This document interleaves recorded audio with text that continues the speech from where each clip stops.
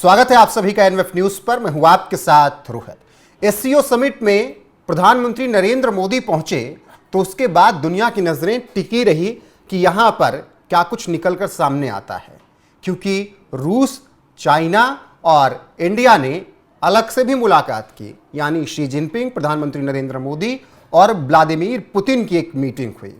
और अब इस पूरे दौरे को लेकर चीनी मीडिया ने क्या कुछ लिखा है, क्या कुछ कहा जा रहा है, क्या कुछ निकलने वाला है इस एससीओ समिट के बाद, और अमेरिका की परेशानी कैसे बढ़ेगी, अब इस पर चर्चा की जा रही है।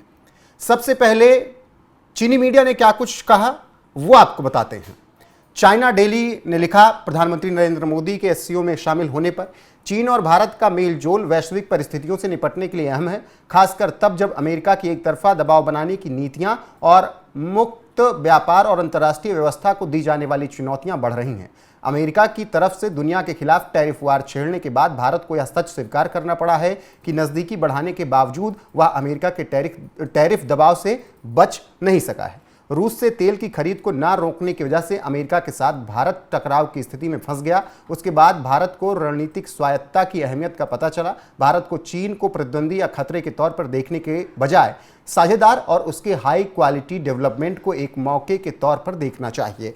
तो चाइना डेली ने यह बात तो कह दी कि अमेरिका के साथ जो तनाव है, जो टैरिफ वाला माहौल बना हुआ है, जो टैरिफ अमेरिका भारत पर लगा रहा है, ऐसे में चीन के साथ दोस्ती होनी चाहिए और भारत को अब चीन को अपना दुश्मन नहीं समझना होगा और एक रणनीतिक साझेदार के रूप में कम से कम चीन को एक मौका देना होगा। चाइना डेली का मानना है कि जो पूर्व में हुआ उन सब से आगे बढ़कर दोनों देशों को मिलकर अब एक नई रणनीति तैयार करनी होगी और भारत इस मौके को भुनाए, ये चीन के लिए भी जरूरी है और चीन भी इस मौके को भुलाए, क्योंकि ये दोनों देशों के लिए यहां पर बेहद महत्वपूर्ण दोस्ती हो सकती है। और इसमें भूमिका निभा रहे हैं व्लादिमीर पुतिन भी, क्योंकि वो चाहते हैं कि RIC बन ही जाए, रसिया, इंडिया एंड चाइना। तो अगर ये तीनों महाशक्तियां मिलती हैं तो निश्चित तौर पर डोनाल्ड ट्रंप के लिए मुश्किल होगी। अब ऐसे में हांगकांग में एक यूनिवर्सिटी में रिसर्चर के तौर पर काम कर रहे प्रोफेसर ने क्या कुछ कहा इस दौरे को लेकर, वो आपको बताते हैं।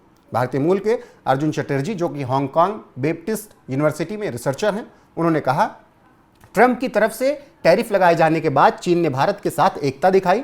चीन के राजदूत ने अमेरिकी कदम को धौंस दिखाने की कार्रवाई माना।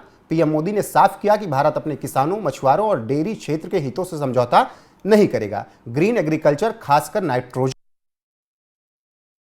यूज एफिशिएंसी ऐसा क्षेत्र है जहां भारत और चीन से काम करते हैं ये दोनों देश। पर्यावरण और आर्थिक दोनों तौर पर यह बेहतर कदम होगा। तियानजिन शिखर सम्मेलन में अगर कनेक्टिविटी दोनों देशों के लोगों के आने जाने, गैर कृषि व्यापार और पर्यावरण साझेदारी पर कोई समझौता होता है तो ये एशिया की दो बड़ी अर्थव्यवस्थाओं के बीच प्रतिस्पर्धा के बावजूद व्यवहारिक सहयोग का रास्ता हो सकता है। तो अर्जुन चटर्जी ने बहुत महत्वपूर्ण बात कही कि दोनों देशों के बीच में प्रतिस्पर्धा है, लेकिन अगर इन दोनों देशों के बीच बड़े समझौते हो जाते हैं तो निश्चित तौर पर यह एक बहुत बड़ी डील होगी और इससे जो ट्रंप के टैरिफ से दबाव चीन और अमेरिका झेल रहे हैं उससे उन्हें निकलने का रास्ता भी मिल जाएगा। तो कुछ इस तरीके से चीन में एससीओ समिट को लेकर, प्रधानमंत्री नरेंद्र मोदी के दौरे को लेकर, पुतिन, जिनपिंग और प्रधानमंत्री की मुलाकात को लेकर बातें हो रही हैं। अब एससीओ समिट में प्रधानमंत्री पहुंचे तो क्या कुछ मिला भारत को, क्या कुछ बात हुई दोनों देशों के बीच में, क्या समझौते हुए, यह जानना भी बेहद जरूरी है। तो एक एक करके आपको बताते हैं। भारत चीन के बीच क्या बात हुई ये समझिए। सबसे पहले सीमा प्रबंधन को लेकर दोनों नेताओं ने सीमा पर शांति और स्थिरता बनाए रखने पर सहमति जताई। पिछले साल सैनिकों की वापसी के बाद से सीमा पर शांति कायम रखने की बात यहां पर हो चुकी है। बैठक में व्यापार घाटे को कम करने और आर्थिक संबंधों को मजबूत करने पर भी जोर दिया गया। दोनों देशों ने वैश्विक व्यापार को स्थिर करने में अपनी भूमिका को भी स्वीकार किया है। लोगों के बीच आपसी संबंध को लेकर बात हुई। दोनों देशों के बीच लोगों के आपसी संबंधों को बढ़ावा देने के लिए कई कदम उठाए गए, जिसमें कैलाश मानसरोवर यात्रा को फिर से शुरू करना एक महत्वपूर्ण कदम है और दोनों देशों के बीच सीधी उड़ानों को बहाल करना शामिल है। यानी बीजिंग से दिल्ली, दिल्ली से बीजिंग सीधे अब फ्लाइट होगी। आपसी विश्वास और सम्मान को लेकर भी बातचीत हुई और ऐसे में पीएम मोदी ने कहा कि भारत अब चीन के साथ अपने संबंधों की वापसी पर विश्वास कर रहा है। सम्मान और संवेदनशीलता को लेकर बातचीत होगी। शी जिनपिंग ने कहा कि दोनों देशों को एक दूसरे की सफलता में सहायक और दोस्त बनना चाहिए। तो ये सब महत्वपूर्ण चर्चाएं यहाँ पर हुई हैं। लोगों के बीच आपसी संबंध बने, पीपल टू पीपल कनेक्टिविटी होनी चाहिए। भारत और चाइना के बीच अब सीधी उड़ान होगी, मतलब जो लंबे वक्त से बंद थी, बीजिंग से दिल्ली, दिल्ली से बीजिंग। इसके अलावा सीमा विवाद, जो कि सबसे बड़ा मुद्दा रहा, गलवान सबने देखा, अब उस सीमा विवाद को पूरी तरीके से सुलझाने पर सहमति बन गई है। सैनिक पहले ही हटा लिए गए थे दोनों तरफ से।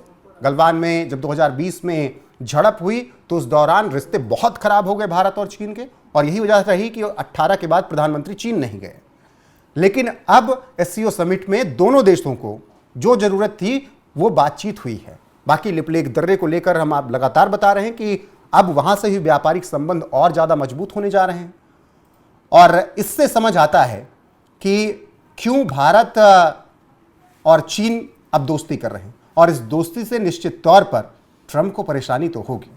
कैसे होगी वो आगे बताएंगे, लेकिन पहले प्रधानमंत्री ने क्या कुछ कहा वो सुनिए। कैलाश मानसरोवर यात्रा फिर से शुरू की। दोनों देशों के बीच डायरेक्ट फ्लाइट भी फिर से शुरू की जा रही है। हमारे सहयोग से दोनों देशों के 2.8 बिलियन लोगों के हित जुड़े हुए हैं। इससे पूरी मानवता के कल्याण का मार्ग भी प्रशस्त होगा। तो प्रधानमंत्री नरेंद्र मोदी ने बताया कि क्या कुछ बात हुई है, क्या कुछ सहमति हुई है। द्विपक्षीय वार्ता भी भारत और चीन के बीच हुई, और इस दौरान ये तमाम सहमति बनी है, तमाम समझौते हुए हैं। अब ट्रंप को मुश्किल क्यों होगी, अमेरिका को मुश्किल क्यों होगी इस दोस्ती से? सबसे पहले ये समझिए, व्यापार घाटे का जो दावा ट्रंप कर रहे हैं अब वो और बढ़ेगा, क्योंकि भारत और चीन आपस में व्यापार करेंगे। चीन को जो भारत के खिलाफ उपयोग करने की कोशिश अभी पिछले कुछ दिनों से ट्रंप करना चाह रहे थे और चीन की तारीफ कर रहे थे, उनकी वो कोशिश नाकाम हो गई। जब भारत के संबंध खराब हुए थे चीन के, तब भारत को चीन के खिलाफ ट्रंप उपयोग करना चाह रहे थे। हालांकि भारत इतना समझदार है कि उसे पता है कि वो अपने राजनीतिक, अपने विदेशी स्वायत्तता और अपने विदेशी रिश्तों को कैसे रखे। तो अब ट्रंप एशिया में जो दो बड़ी महाशक्तियों को आपस में भिड़ाने की कोशिश कर रहे थे वो नहीं हो पाएगा, और व्यापार मजबूत होगा। भारत कम से कम चीन के साथ दुनिया के और 39-40 देशों पर नजर बनाए हुए है, जिनके साथ व्यापार बढ़ाया जाएगा, ताकि भारत का व्यापार घाटा कम ना हो, क्योंकि ट्रंप की टैरिफ से भी निपटना है। और यही वजह रही कि पुतिन, प्रधानमंत्री नरेंद्र मोदी और शी जिनपिंग ने मुलाकात की, और इस मुलाकात की वीडियो पूरी दुनिया ने देखी है। किस तरीके से दुनिया की 3 महाशक्तियों के शीर्ष नेता आपस में बातचीत कर रहे हैं, और ट्रंप की टैरिफ पर निश्चित तौर पर बातचीत हुई होगी। तो ऐसे में अब चीनी मीडिया भी इस पूरे दौरे को लेकर तमाम बातें लिख रहा है। चीनी मीडिया ने इस पूरे एससीओ समिट को, जो कि अभी तक का सबसे बड़ा एससीओ समिट है, उसको पॉजिटिव तरीके से देखा है और कहा है कि भारत के लिए जो जरूरी है और चीन के लिए जो जरूरी है वो आपस में इन्हें बैठकर बात करनी चाहिए। यहां तक कह दिया कि अब भारत को चीन से दुश्मनी नहीं पालनी चाहिए, एक मौका कम से कम चीन को देना चाहिए। और यही वजह है कि 2026 में शी जिनपिंग को निमंत्रण दे दिया गया है ब्रिक्स में आने के लिए। भारत में जब बैठक होगी तो वहां पर भी तमाम बातचीत होगी। प्रधानमंत्री नरेंद्र मोदी के चीन जाने से पहले वहां के विदेश मंत्री भारत आए, प्रधानमंत्री नरेंद्र मोदी से बातचीत की, और अब भारत और चीन के आपसी रिश्ते सुधरते हुए नजर आ रहे हैं। अगले कुछ महीनों में ये रिश्ता और बेहतर होगा, ऐसा अभी उम्मीद लग रही है सीओ समिट में, जिस तरीके से दोनों देशों के नेता और साथ में पुतिन मिले हैं। और ट्रंप को यही बात अखर रही होगी। बाकी रूस के साथ भारत के संबंध हर दिन के साथ बेहतर होते जा रहे हैं। आज जब 1 सितंबर को मैं खबर आपको बता रहा हूं ये, तब उस दौरान भारत रूस से और ज़्यादा कच्चा तेल लेने के लिए प्लानिंग कर चुका है। आज से ज़्यादा तेल लेगा भारत। और अगर भारत अपनी मार्केट को अमेरिका से हटाकर रूस की तरफ ले जाता है तो भारत को और सस्ता तेल मिलेगा 5%, जैसा रूस ने कहा है। तो कुल मिलाकर डॉलर की मोनोपोली, अमेरिका की मनमानी और ट्रंप की जो अकड़ है उस सब को तोड़ने का प्लान कर लिया गया है एससीओ समिट में। और इन तीन नेताओं की तरफ से प्रधानमंत्री नरेंद्र मोदी, राष्ट्रपति शी जिनपिंग और राष्ट्रपति व्लादिमीर पुतिन। बाकी रूस यूक्रेन युद्ध को लेकर क्या चर्चाएं हुई, अभी उसको लेकर कुछ खबरें बाहर नहीं आई। जो आएगी आप तक जरूर पहुंचाएंगे। प्रधानमंत्री नरेंद्र मोदी के एक बयान के साथ आपको छोड़े जाते हैं। उन्होंने इस बैठक को लेकर और तमाम चीज़ें साझा की हैं। बाकी आपकी राय क्या है इस खबर पर, कमेंट करके हमें जरूर बताएं। क्या भारत को चीन के साथ अपने रिश्ते बेहतर करने चाहिए, इस पर भी अपनी राय दीजिएगा और बने रहिएगा हमारे साथ लगातार, क्योंकि देश और दुनिया के हर एक अपडेट आपको एनएफ न्यूज़ पर मिलती रहेगी। नमस्कार। एक्सेलेंसी, हमारे गर्मजोशी भरे स्वागत के लिए मैं आपका हृदय से आभार व्यक्त करता हूं। पिछले वर्ष कजान में हमारी बहुत ही सार्थक चर्चा हुई थी। हमारे संबंधों को एक सकारात्मक दिशा मिली। सीमा पर डिसएंगेजमेंट के बाद शांति और स्थिरता का माहौल बना हुआ है। हमारे स्पेशल रिप्रेजेंटेटिव्स के बीच बॉर्डर मैनेजमेंट के संबंध में सहमति बनी। कैलाश मानसरोवर यात्रा फिर से शुरू की। दोनों देशों के बीच डायरेक्ट फ्लाइट भी फिर से शुरू की जा रही है।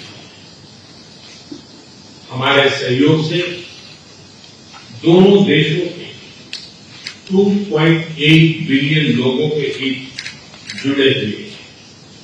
इससे पूरी मानवता के कल्याण का मार्ग भी प्रशस्त होगा।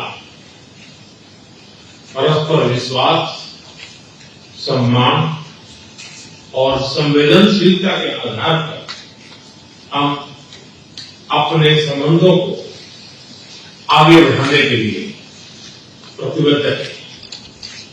एक्सेलेंसी, चीन द्वारा एससीओ की सफल अध्यक्षता के लिए मैं आपको बहुत बहुत बधाई देता हूं।